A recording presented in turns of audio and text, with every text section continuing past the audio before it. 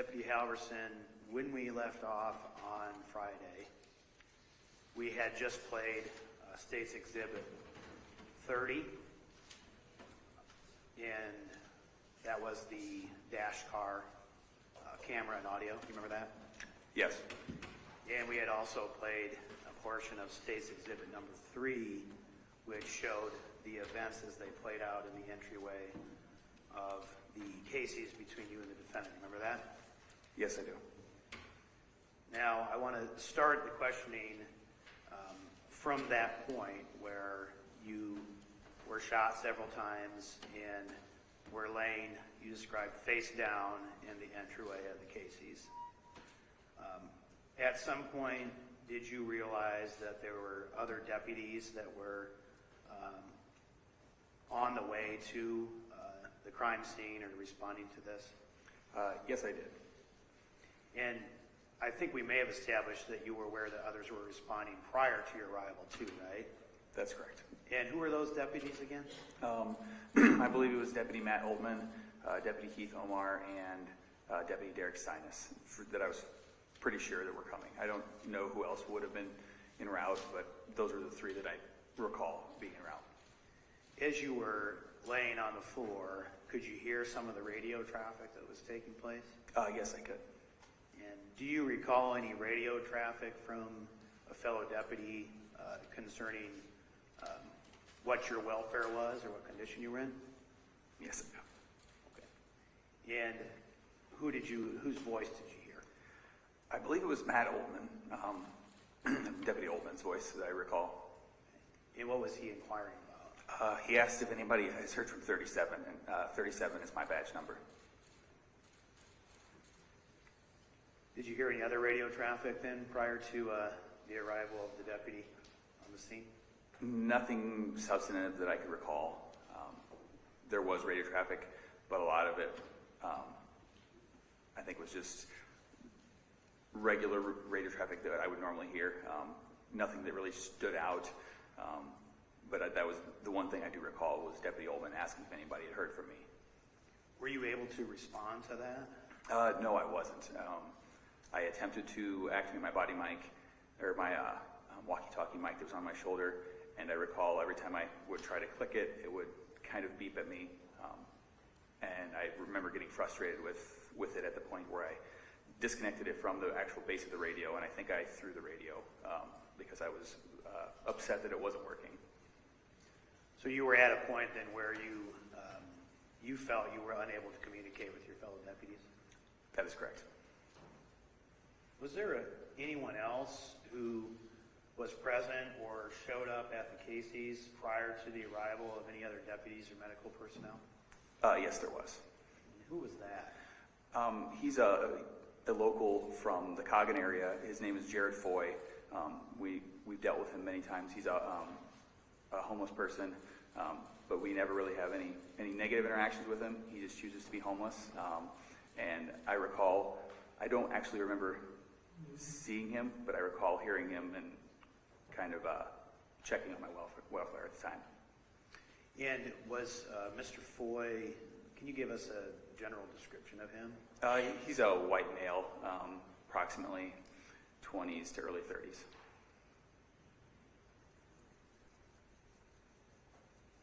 Did he offer you some assistance, or did you have any interaction with him? I recall him asking me if I was okay, I believe, but I don't recall the whole conversation. I remember him being there, but I don't really remember if I talked to him at all. Who was the first deputy or fellow deputy of yours to arrive on the scene of cases? I believe it was Deputy Oldman. What's his full name? Matthew Oldman. What did Deputy Oldman do to assist you? As he arrived, I recall the first thing he did was ask if I was all right, and I believe I was probably in a state of shock. I told him that I had been shot, and then I recall him telling me he was going to check me for wounds. Basically he started cutting my duty belt off and my clothes apart to look for any bullet wounds. I recall him putting a tourniquet on my left upper thigh because I believe he noted there was a wound in my left lower thigh right above my knee. So we're trained that if you find a wound like that, your job is to put a tourniquet on there, put it as high and tight as possible, and really ratchet it down to stop any bleeding. As well as he continued to check me over for other wounds. I recall him taking my vest off, and at that point, I recall screaming in a lot of pain because I couldn't feel, my legs were dead to me. Did some other medical personnel arrive to assist them? Yes, Center Point Ambulance, I believe, were the next paramedic or the next personnel that were on scene. Did you know those folks? Yes, I did. Who are they? One of them is Deputy Ty Van Wilden and his wife, Shelby. Deputy Van Wilden is one of our paramedic rescue deputies, but he also kind of moonlights occasionally with the Center Point Ambulance Service. And did Deputy Van Wilden and the rest of the medical crew that arrived then take over the medical care at that time? Yes, that's correct. By the time those medical personnel arrived, describe the feeling and sensation that you had, if any, in your legs and in your body. My left leg, I could not feel at all. It was, I think, an intense pain, kind of shooting down my right side. I think I was beginning to regain feeling in my right leg because I recall prior to anyone arriving, I was kind of kicking the door with my right leg, but my left leg felt like it was not there, I guess is the best way I could explain it. I mean, I knew it was there because I could still see it, but it felt like it wasn't there.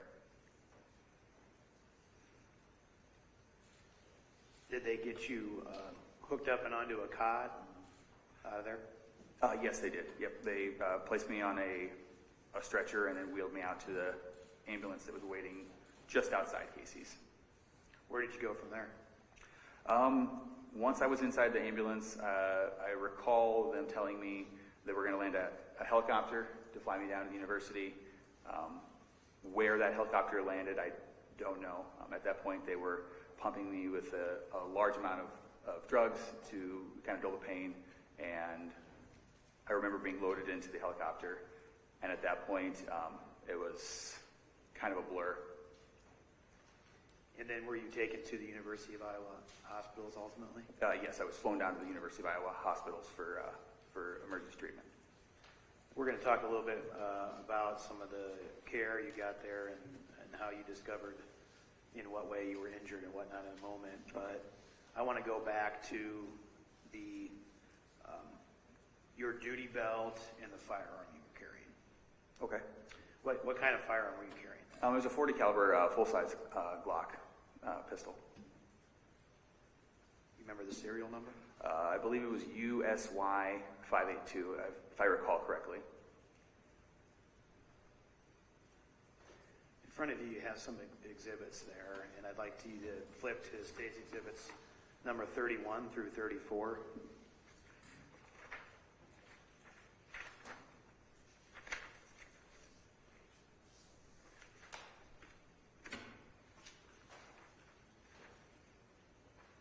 See those? Yes, I do. Okay. Do you recognize your firearm in those pictures? Yes, I do. And then I think one of the pictures is also a Linn County Sheriff's Office duty belt. Do you recognize that duty belt? I think it's 34. Yes, that was my duty belt. And do these photographs represent a fair and accurate depiction of of your Glock firearm with the serial number on it, and your Glock firearm as you can recognize it, as well as the duty belt that you were wearing on June 20th, 2021 when this incident happened? Yes, that is. Move to enter States 31 through 34, Your Honor. Mr. Steeple? Your Honor, no objection regarding proposed exhibits 32, 33, and 34. At this time, the defendant objects to proposed exhibit 31. without any further testimony regarding whether the picture in 31 is an accurate display of how Deputy Halverson's gun was found at the time that picture in proposed Exhibit 31 was taken. The objection to Exhibit 31 is sustained. Exhibits 32, 33, and 34 are omitted.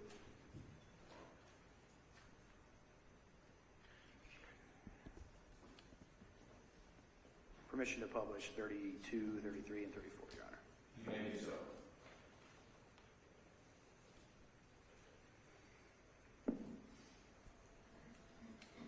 Deputy Halverson, you see State's Exhibit number 32 here published on the large screen. Yes, I do. Is that your 40 caliber Glock pistol, serial number USY582? Yes, it is.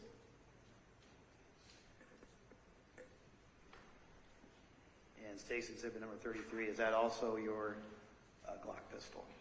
Yes, it is.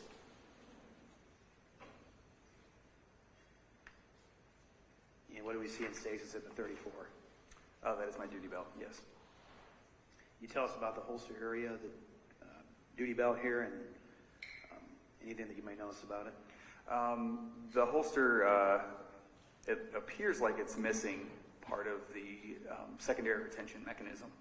Usually there's some sort of hood that kind of covers the backstrap of the firearm that helps retain it, not only from just falling out when you're running, but also from somebody just walking up and taking it. Thank you, Deputy Halverson. We're going to go back and talk about your injuries now. Okay. I will be needing this again, Judge, in a little bit, but I think we'll ask some questions first.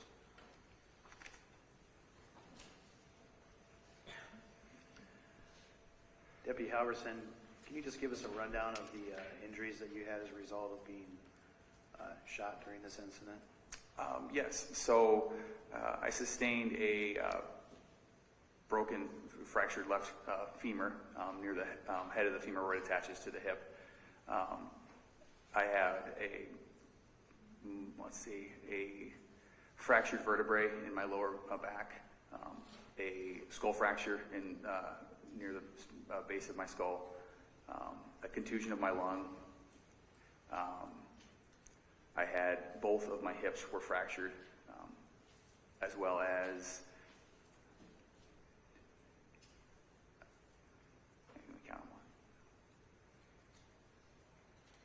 I think 3 through and through gunshot wounds, as well as 2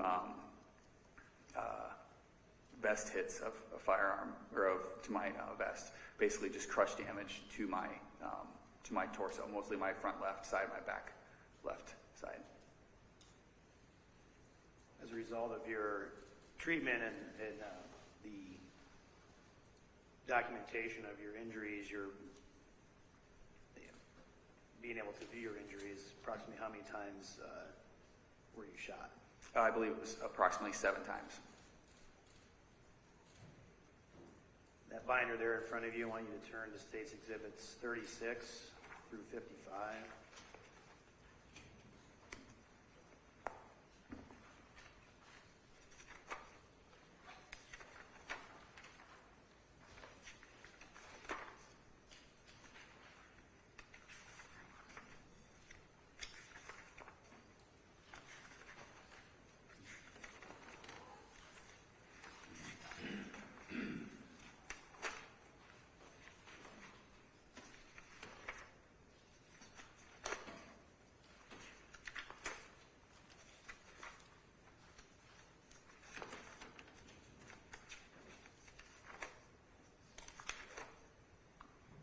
Recognize the content of those photos? Yes, I do. What do they depict? Those were the photographs that were taken while I was at Mercy Hospital of my wounds post-surgery. Are these fair and accurate pictures of the injuries that you sustained as a result of being shot on June 20th? That's correct, about 10 days post, but yes, they're fair and accurate. Move to enter States 36 through 55. Any objections?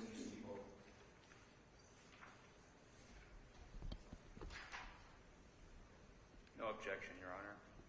Exhibits 36 through 55 are admitted. Wish to publish and discuss, Your Honor? You may do so.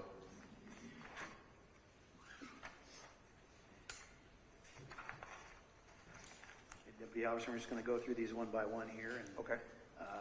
my question will be, what is depicted in State's Exhibit 36? That's me laying in a hospital bed at Mercy in Cedar Rapids. Is the photograph taken about the same time as the rest of these photographs? Yes, it is. All right.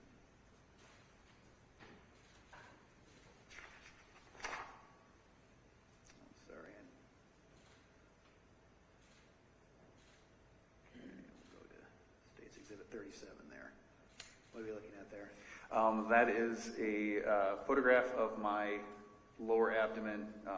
The wounds are covered at that time by packing that Mercy staff placed on my wounds at the time.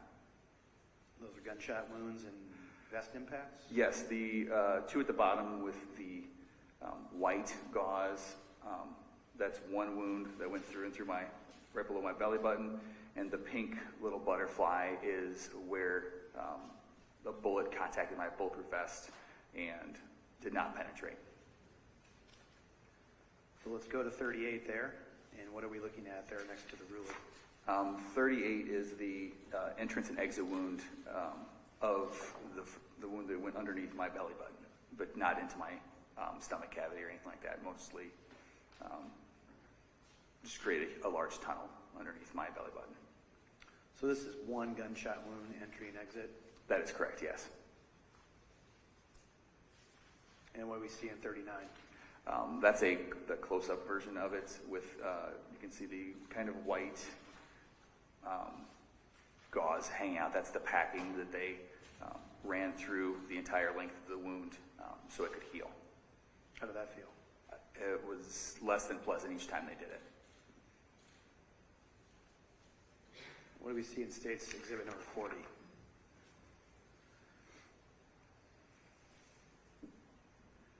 That is my, I believe it's my back.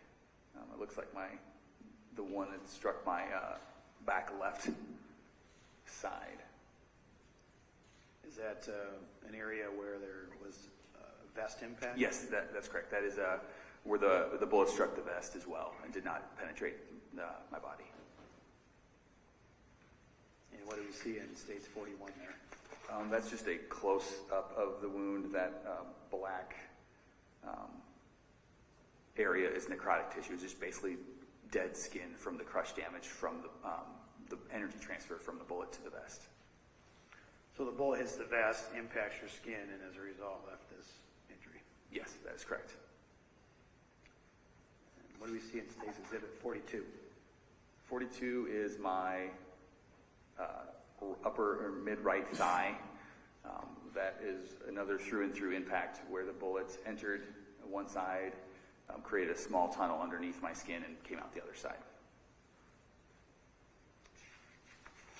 Is State's 43 another view of that same through-and-through bullet injury? Yes, that is correct.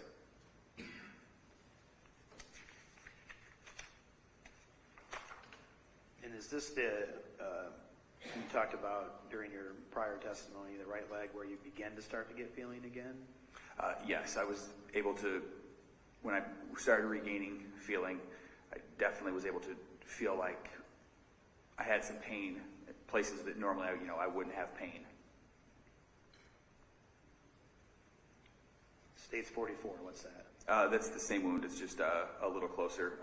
You can see the packing that goes through the entire wound that they placed in there. What do we see in State's Exhibit 45? 45 is the bullet that entered my right hip. And as it entered through my right hip, I believe it damaged my duty belt, my holster, near where my firearm would have been. And it fragmented upon entering my body. And now I have all of the fragments of that bullet in my hip for the rest of my life. So it was impossible for the medical providers to take out those fragments? Correct. They stated that... Your Honor, objection here, say what the provider stated. sustained as to what the providers stated.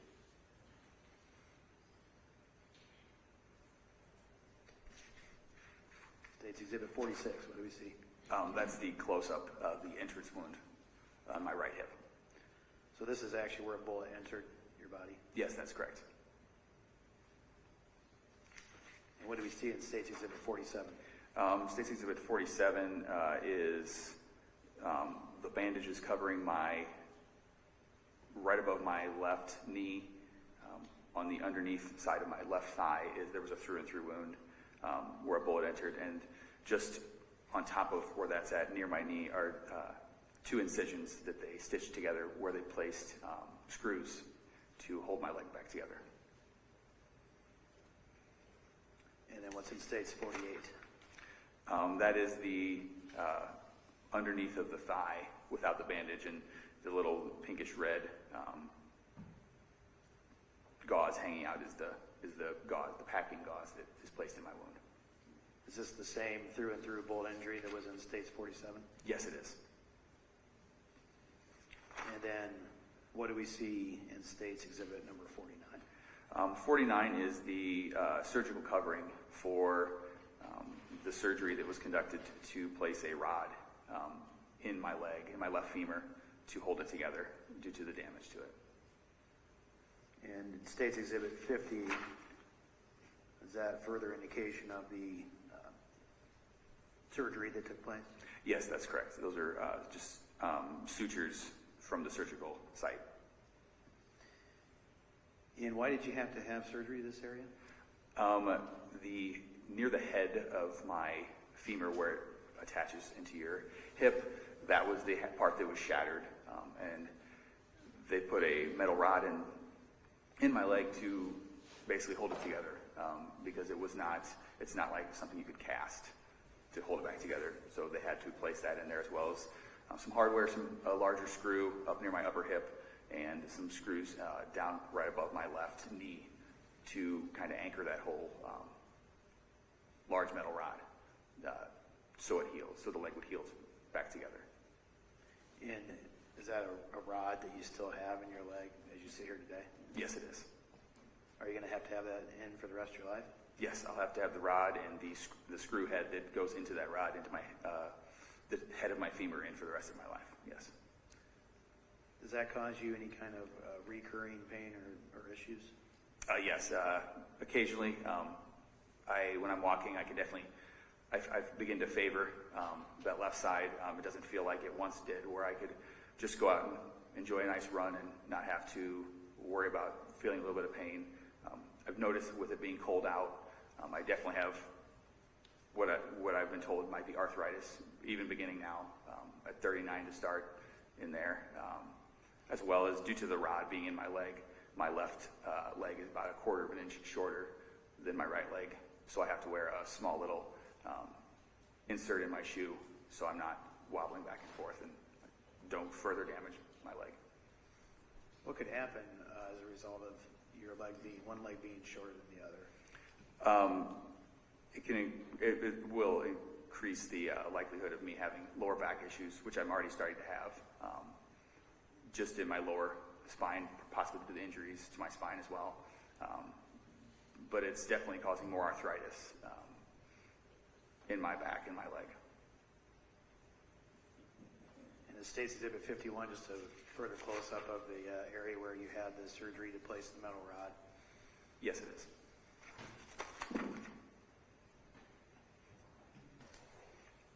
State's Exhibit 52, one of the 2 areas that was sutured up. That is correct, yes. What do we see in State's Exhibit 53? That is my back. The 2 markings there, or the 2 covers, are from, I know one of them for sure is from one of the vest hits in the back of my left side. The other one, I believe, might have been cut. I'm not 100% sure if it was a vest hit or not. Obviously, I didn't count them as they went in. And what do we see in State's 54? 54, the left most wound right above the foremark is the vest hit that occurred in the back of my my bulletproof vest. What do we see in 55? 55 is that small wound to the right side. I received differing opinions whether it was a vest hit or not, so I'm not 100% sure if it was a bullet wound or if it was occurred when I fell, but it wasn't there when I started my shift on the 20th.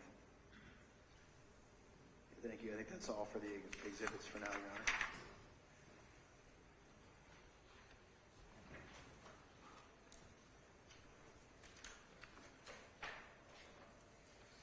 Deputy Halverson, did these injuries nearly cause you to die? Objection, Your Honor, calls for expert opinion. Sustained.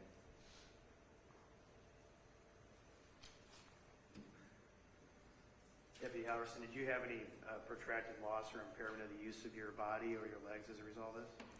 Yes, I still do, actually. Yes, I do. Okay.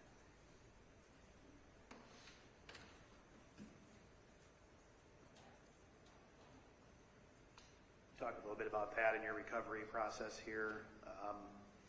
What kind of protracted loss or impairment did you have of your ability to use your legs to walk, things like that? I recall it was approximately 6 months before I was able to walk under my own power. It probably should have been longer, but I wanted to get back to work.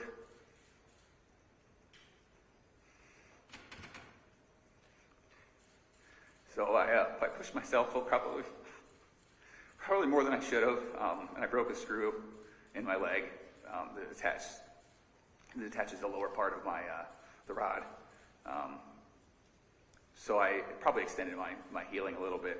I think it's safe to say that I was being stubborn, that I thought I could do this in 6 months. A year later, I was finally back.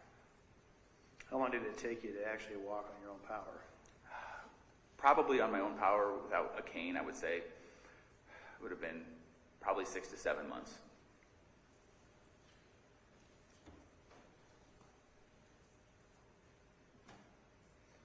And once you were able to walk without the use of a cane, what further recovery did you have to be able to not only walk without a cane, but to walk in like you used to? I went to weekly PT sessions for about an hour a day, probably twice a week, trying to recover, rehabbing. It felt like intense training, similar to CrossFit, but not like as intense, clearly, because I was injured. Near the end, when I had to go out and run again, because that was obviously part of my duties, I remember telling the physical therapist that it was like trying to learn to walk again, but run. Like, my body just didn't know how to run. It was almost very sad at the beginning part, because I tried to run and it's like my feet didn't want to work. So it was, I think, almost comical now that I look back on it, me trying to run, because it was kind of, plodding around. But when I started to run, it came back to me eventually. How long did it take you to be able to run again? It was pretty much probably close to 11, 12 months.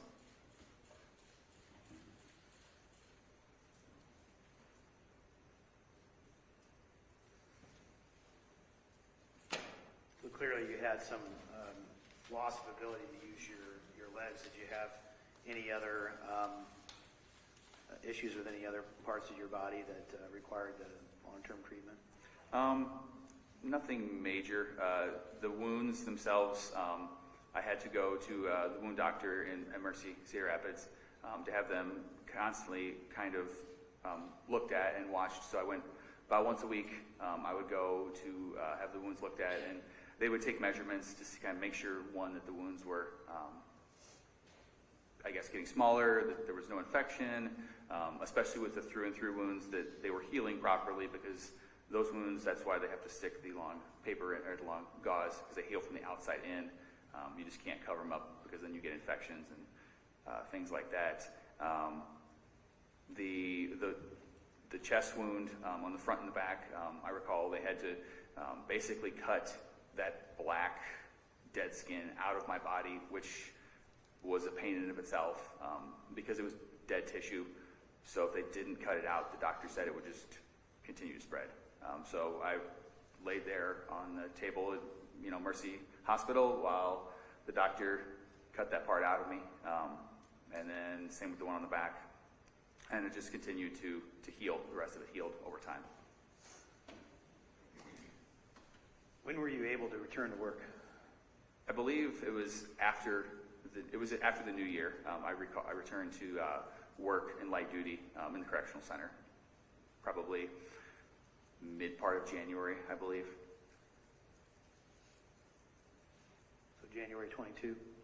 Yes. And how long did you have to stay in the correctional center? It was approximately, I think 3 to 4 months maybe. I don't recall the exact day I came back out. It was prior to a 1-year mark of the shooting. Did you return back to patrol eventually? Yes, I did. When did you return back to patrol? I think it would have been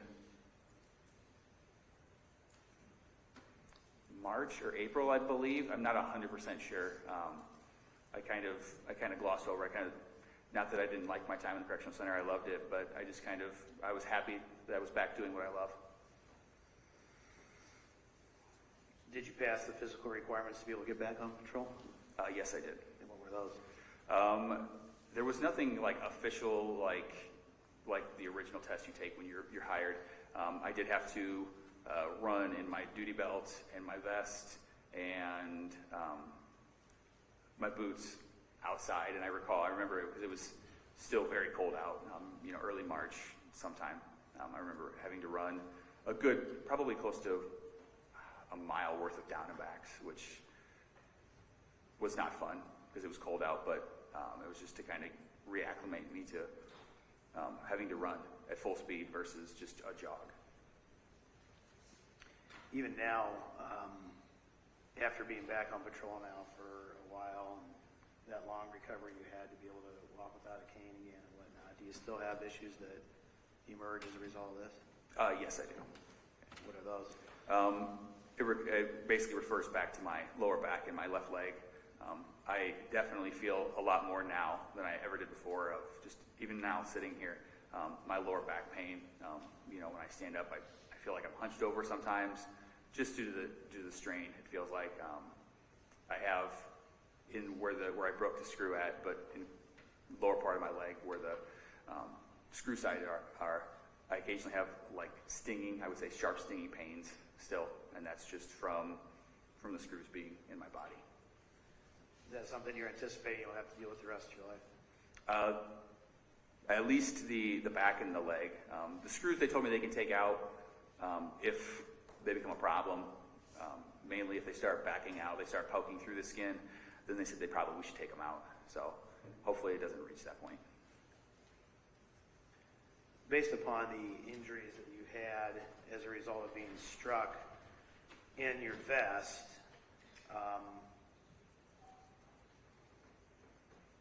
where would you have been struck if you didn't have a vest on?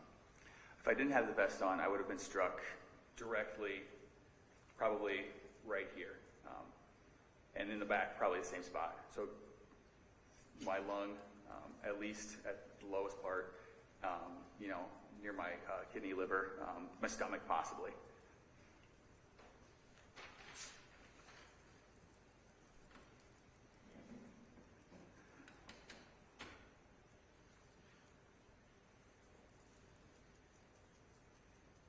Deputy Halverson, when you entered the Casey's in Coggon in Linn County on June 20th, 2021, did you make visual contact face-to-face with the person that you've identified as the defendant? Yes, I did. And were you able to not only look into his face, but look into his eyes? Yes, I was.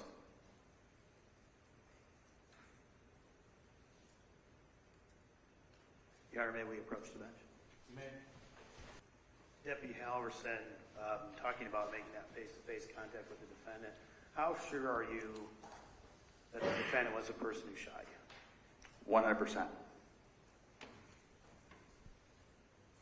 Thanks. That's all I have, Judge. Mr. Stiefel? Deputy Halverson, as part of your police training, are you taught about ways to give an eyewitness to a crime an opportunity to pick a suspect out from among other similar-looking individuals? Yes, I am. One of those ways would be to show the eyewitness a series of photographs of individuals that look similar to the suspect and ask the eyewitness if they could identify any of the people in the pictures as the perpetrator. Is that right? That's correct, yes.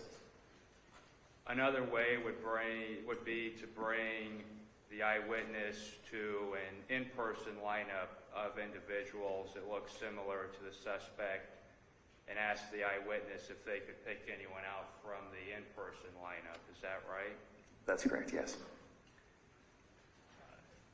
At any point since the time you were shot on June 20th of 2021, has anyone ever shown you a series of different pictures of individuals that look similar to the person you saw in the Casey's? No. And at any point since the time you were shot, has anyone ever brought you to an in-person lineup of black males that look similar to the person you saw in the Casey's and asked if you could identify any of them as the person you saw in the Casey's? No.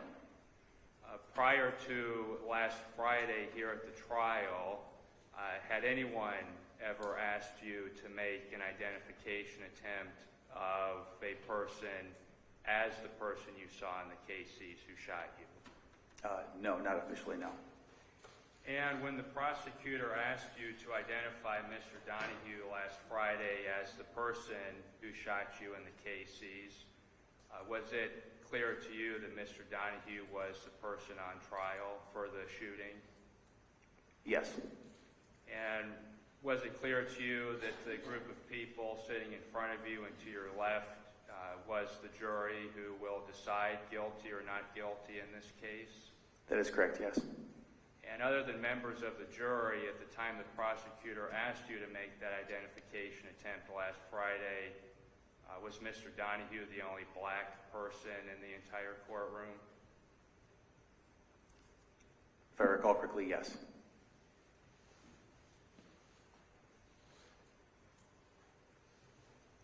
And the person who shot you in the Casey's, I will refer to him as the perpetrator. Do you understand that? Yes, I do.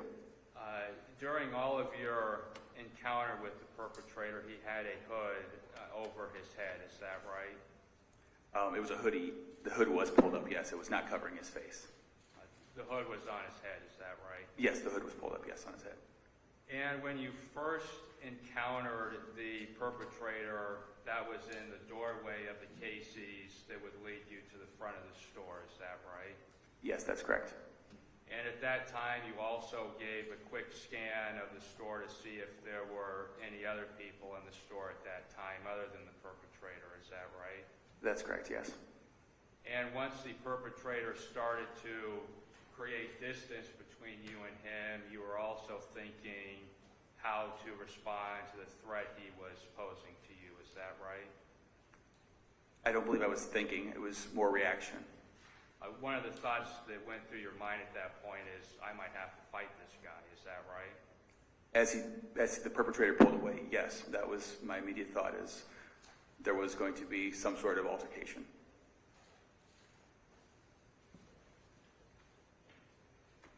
And on June 20th of 2021, the date that you were shot, you were wearing contacts to help with your vision. Is that right? Yes, that's correct. And at some point after you were shot, you saw an email that included Mr. Donahue's picture and stated that he was a suspect. Is that right?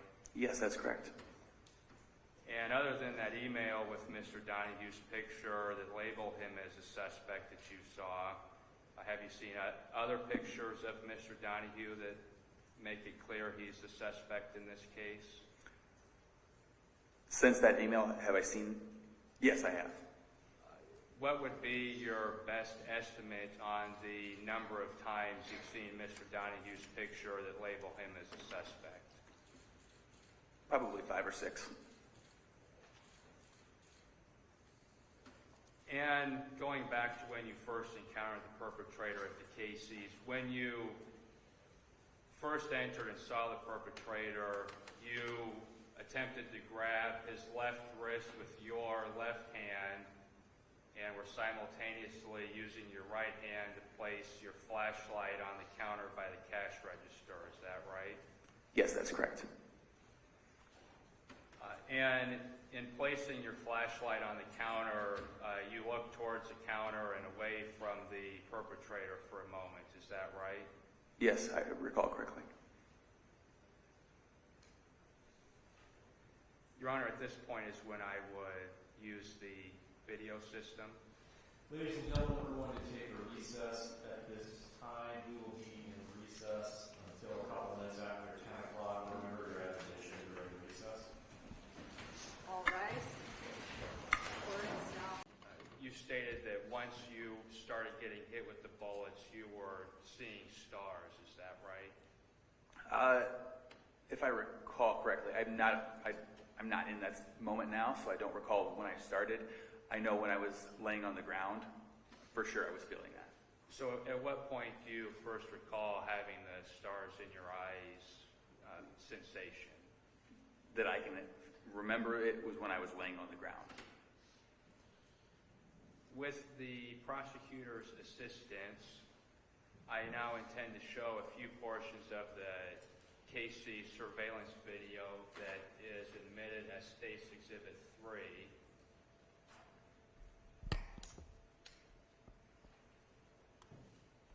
And on the projector screens is State's Exhibit 3 at 35 minutes and 40 seconds into the video. Can you see that on the screen, Deputy Halverson? Yes, I can. Is this the point in time when you first entered the Casey's on June 20th of 2021? No, it is not. As it relates to responding to the robbery, is this the first point in time you entered the Casey's? No, it would have been a few seconds prior when I broke the threshold of the door. At this point in time in the video, is that when you are reaching for the perpetrator's left wrist with your left wrist? Yes, that's what the video shows, yes.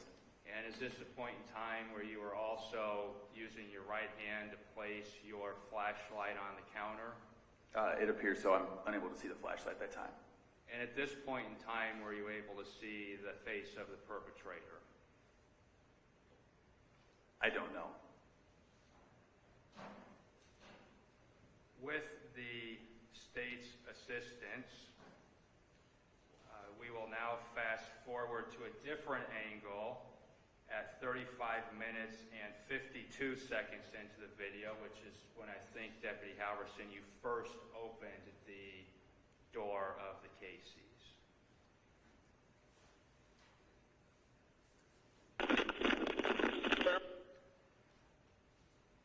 Deputy Halverson, Exhibit 3 is now paused at 35 minutes and 52 seconds into the video. Is this the moment in time when you first began entering the Casey's in response to the robbery call? Yes, it appears so. And with the State's assistance, we will now fast forward to approximately 35 minutes and 54 seconds. Deputy Halverson, we're now stopped at 35 minutes and 54 seconds into the video. Can you see the screen at this point still? Yes, I can. Is this a different angle of the moment in time when you were reaching for the perpetrator's left wrist with your left hand? Yes, it appears so. And the video shows that maybe you're about to reach your right hand out to set your flashlight onto the counter. Would that be accurate to say? It appears so, yes. And at this point in time when the event was happening, could you see the face of the perpetrator? Based on that picture, it does not appear that I could, no.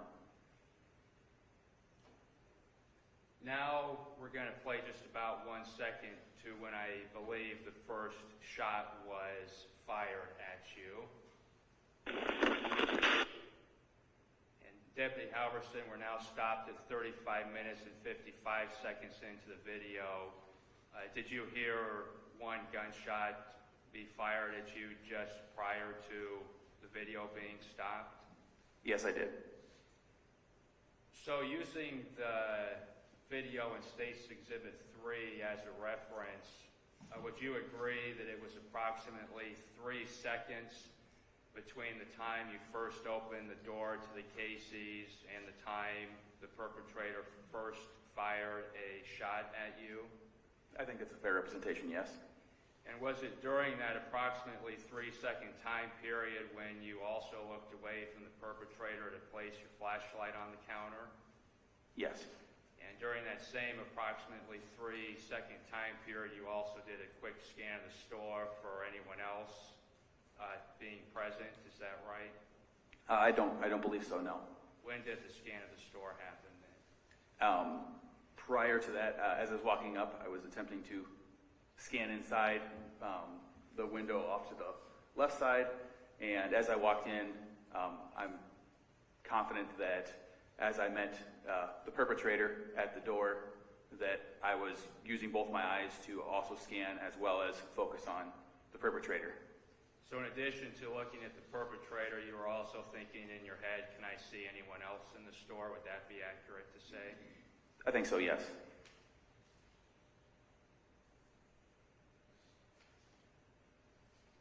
And in that same approximately 3-second time period, is that when you were thinking to yourself, I might have to fight this guy, how am I going to respond, or things similar to that?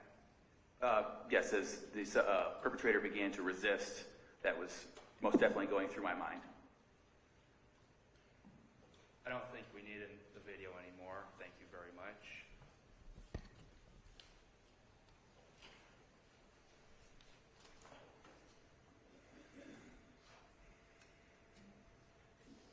Deputy Halverson, once you were shot and fell to the ground, you said, please don't kill me, please don't kill me. Is that right?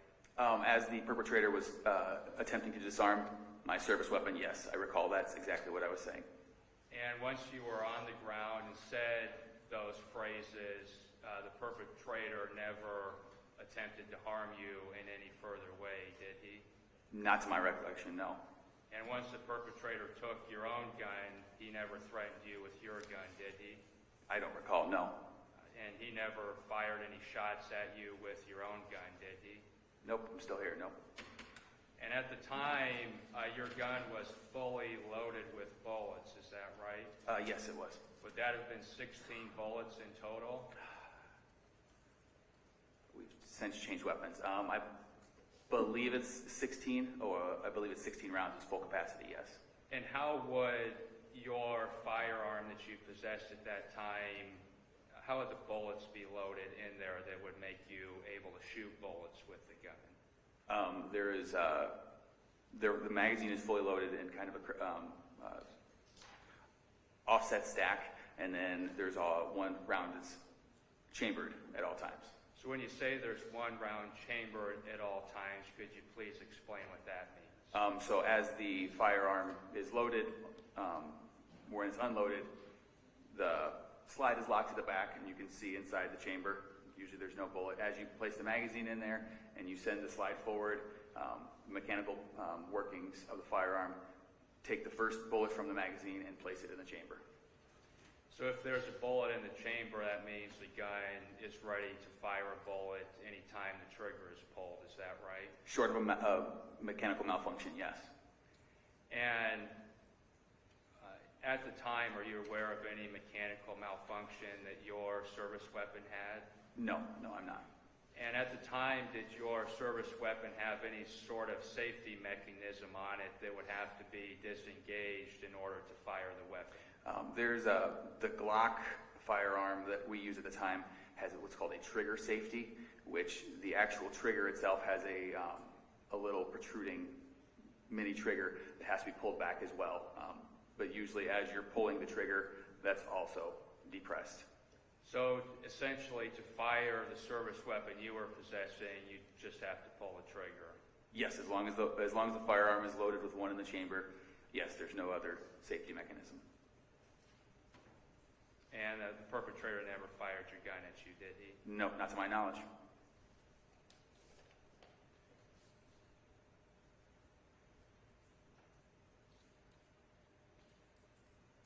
And when you were taken from the scene for medical care, that was to the University of Iowa Hospital in Iowa City, is that right? Yes, that's correct. And you did not require emergency surgery, did you? At that time, I believe it was deemed that it was not emergent due to the amount of blood loss that I had. They were able to contain that, so they did not conduct emergency surgery at the time. And the surgeries that you received for all of your injuries, those took place a few days later. Is that accurate to say? I believe so. I couldn't tell you the exact time frame, but it was not that same night. I was in the ICU that time.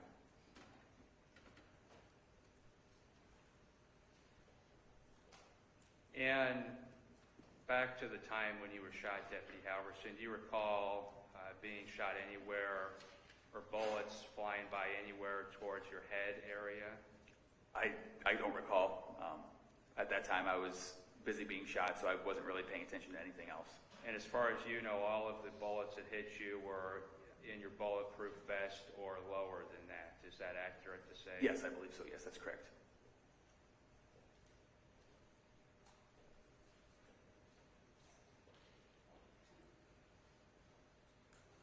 And other than the robbery incident when you were shot, have there been other times when your body camera has not recorded?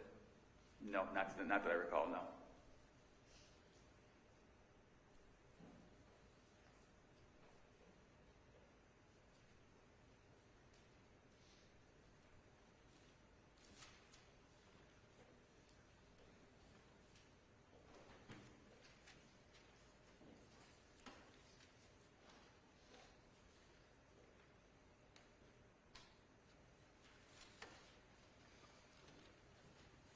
Deputy Halverson, do you recall whether the person who shot you was wearing any coverings on his hands? I don't believe so, no.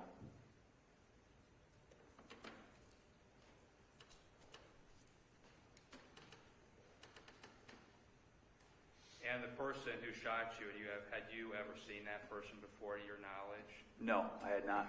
Would it be accurate to say the person was a stranger to you? Yes, it would be 100% accurate.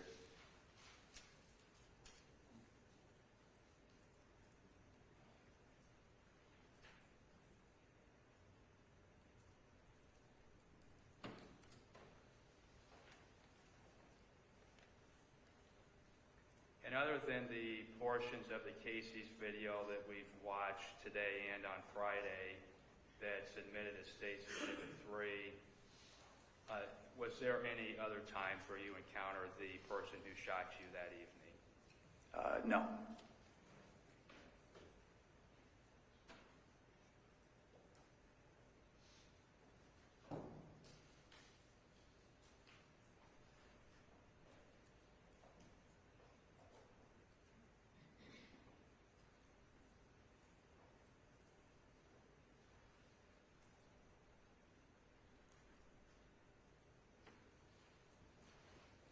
Your Honor, no further questions for Deputy Halverson. Mr. Maybanks, do you have a rebuttal? Yes, Your Honor.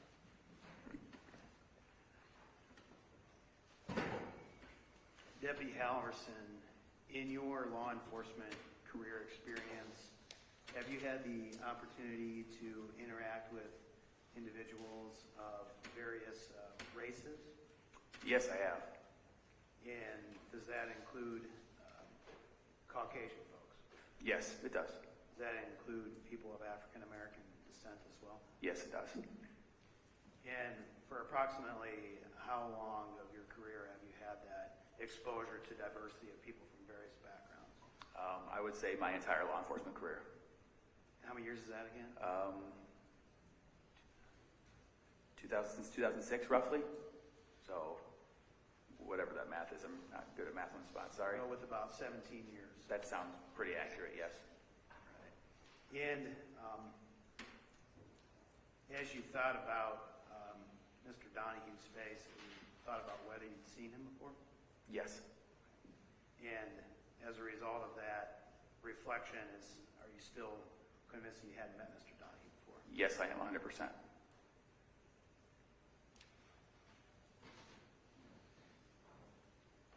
Regards to your Glock. So for Mr. Donahue to have fired his gun at you, based upon your testimony to defense counsel, he would have to know that the gun was fully loaded with a round in the chamber and that there was a trigger safety in order to do it, right? At least he would have to know there would be a round in the chamber. The trigger safety is almost kind of incidental. If you put your finger on the trigger, it's not like you have to move anywhere other than on the trigger. You just pull back and it'll go. A lot of handguns have a safety you actually have to hit in order to shoot, right? Yes, that's correct. The Glock has the trigger safety. So if you know it has a trigger safety, you know you can just shoot. Correct. And a lot of firearms, including the Glock, require you to actually slide back, to load something, to hold it in the chamber, right? Yes, if there's no magazine in the chamber, you cannot just place the magazine in the firearm and it's ready to go. You still have to place the magazine in the firearm and you have to charge the weapon by pulling the slide to the rear. And at that point, the slide would lock because there's a round ready to go. So you have to send it forward yourself. It doesn't just, like the movies, you could let go. That's all part of the action.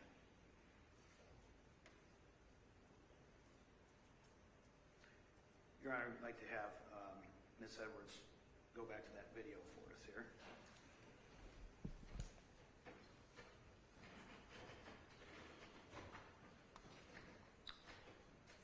Deputy Halverson, prior to the start of when the defense started this video, did you see directly into Mr. Donahue's face?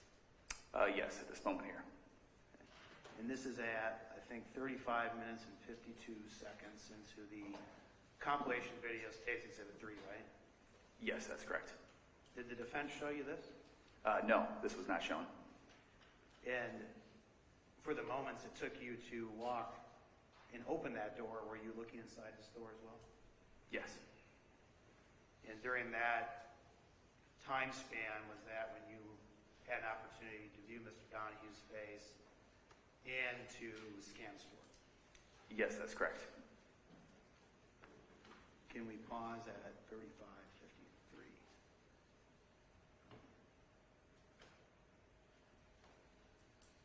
So are you still having an opportunity at 35:53 to see into Mr. Donahue's face? Yes. And at 35:54?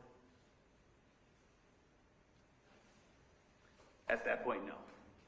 At that point, you had an opportunity to look at Mr. Donahue's face, but you realized that you had to take some action based on what you saw. Yes, that's correct. I was having to process many things at the same time and react to all of the circumstances that were presented to myself at the time.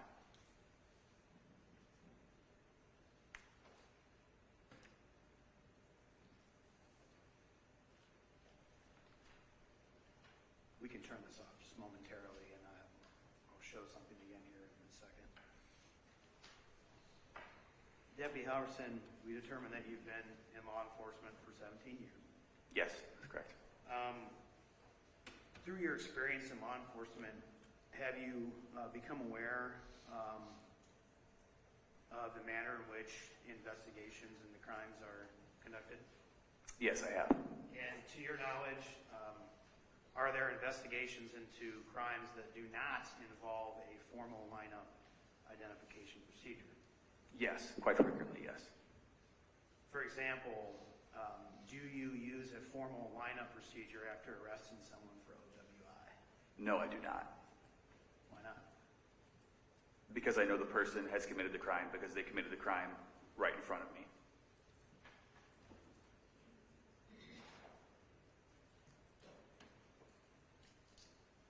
And if we could just have it one more time, Judge, here.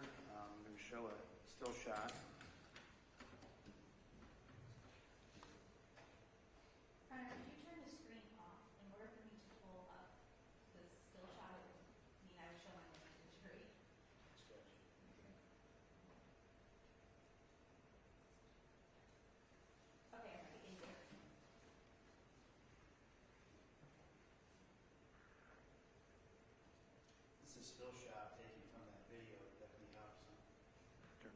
microphone on there.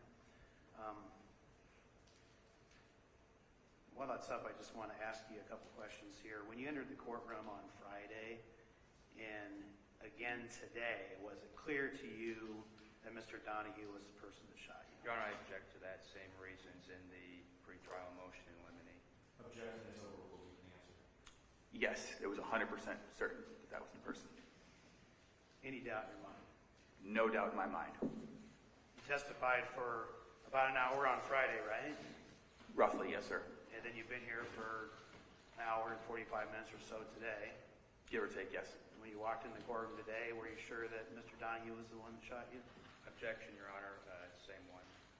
Objection is overruled. You may answer. I'm as certain as the day that it happened. Deputy Halverson, if you came into the courtroom on Friday and again today, and you looked over and you saw somebody who didn't shoot you, would you have let us all know that? In a heartbeat, yes.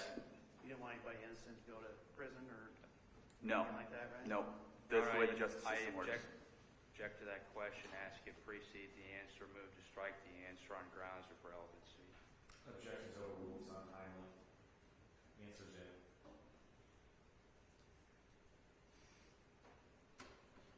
How many times have you thought about Mr. Donahue's face? The day it happened, I would say a fair amount. Since then, it's not really part of my mind. It doesn't matter to me anymore. When you did look into his face, I think you testified earlier, you also had an opportunity to look into his eyes, right? Yes, that's correct. And how would you describe the impression that you had of Mr. Donahue's eyes when you looked? Objection, Your Honor. The one raised in the motion in limine. Subject to the ruling, the witness may answer. A coldness. Your Honor, that's all the questions I have for now. Mr. Stiefel, do you have more cross-exam? Yes, Your Honor. You may go ahead. Deputy Halverson, is your experience with black people primarily through your job as a law enforcement officer? I would say that's not true, no. Do you ever socialize with black people? With people that I work with, yes, as well as in college, yes, I have. So since you became a law enforcement officer is a time frame that I'll ask about. Okay. And that was approximately 2005, is that right? 2006 roughly, yes. So since 2005 is your primary experience with black individuals through your job as a law enforcement officer? I would say yes, that's correct. And since that time, 2005, when you became a law enforcement officer, have you socialized with black people? Yes, I have. How many would that be? I don't keep track. The same way I would answer if you asked how many people that were of Asian descent. I don't keep track. I don't have a calendar or a notebook that I keep track of the different races that I socialize with. As of June 20th of 2021, can you recall the last time prior to that you would have socialized with a black person?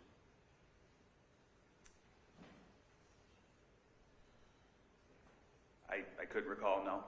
And when you arrest someone for operating while intoxicated, you walk up, see the person in the car, see that they've been drinking alcohol, and arrest them on the spot. Is that right? No, I do not. Well, you take them to the police station. You might do further testing for their intoxication. And if that shows they're intoxicated, you arrest them at that point. Is that right? Correct. If I can prove that they committed the offense, then yes. Because you saw them commit the offense, you took them to the police station immediately, you did further investigation, all in the presence of that individual, and then arrested them after that investigation that happened entirely within the suspect's presence. Is that right? I observed them committing the crime, so yes. Regarding your service weapon that you possessed at the time, would anyone have had to do anything other than pull the trigger to shoot that gun? No, I do not believe so. And even with the safety mechanism on the trigger, you just pull the trigger and that disengages the safety simultaneously with pulling the trigger. Is that right? That's a fair assumption, or a fair assessment, yes. And the door on the Casey's that you opened to enter the Casey's store, that had some sort of advertisement covering on it, is that right? Yes, it did.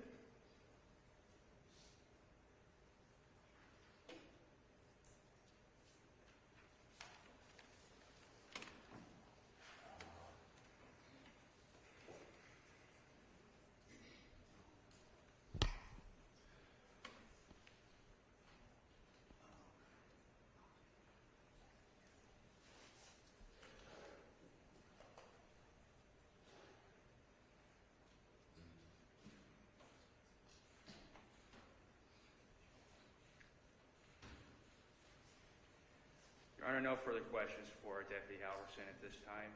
Any further redirect, Mr. Maybanks? No, Your Honor. Deputy Halverson, you may step down.